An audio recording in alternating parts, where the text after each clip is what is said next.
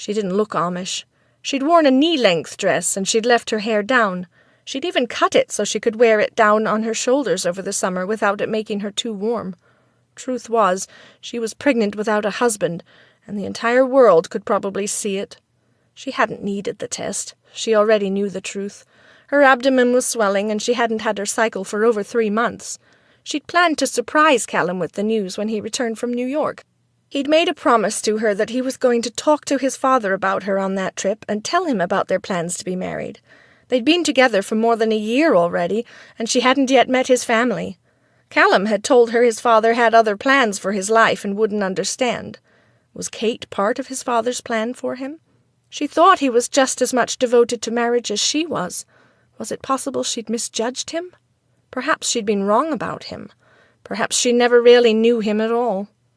Now, as she looked at this very Englishwoman, she had to wonder if Callum had changed his mind about marrying a humble, plain Amish woman. She'd done her best to fit in with the English because she thought that was what Callum had wanted.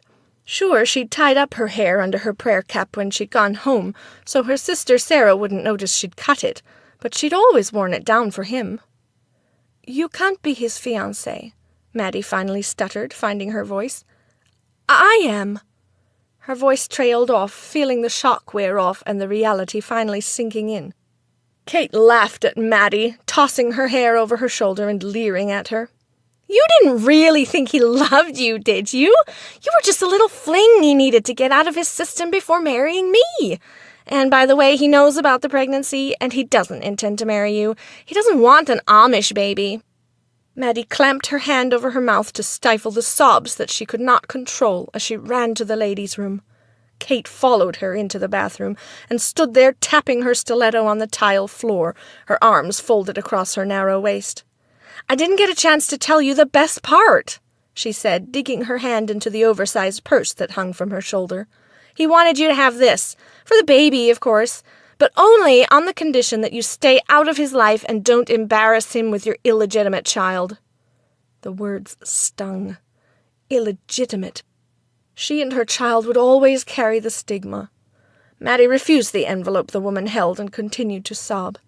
"Please," she said with a ragged breath, "leave me alone." Kate dropped the large manila envelope at Maddie's feet, several $1,000s spilling from it. "He knew you were only after his money," she said coldly. "That should be enough to take care of the little brat his entire life. Don't bother us, ever. We wouldn't want our own children to know that they have an illegitimate sibling, especially not an Amish one."